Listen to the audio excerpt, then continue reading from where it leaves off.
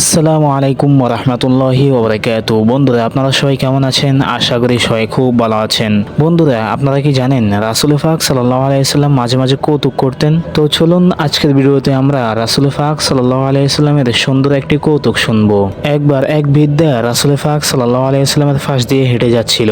তখন রাসূল পাক সাল্লাল্লাহু আলাইহি সাল্লাম ওই বৃদ্ধাকে বলল, কোনো বৃদ্ধা জান্নাতে প্রবেশ করবে না। তখন ওই বৃদ্ধা কাঁদতে কাঁদতে বাড়িতে চলে গেল।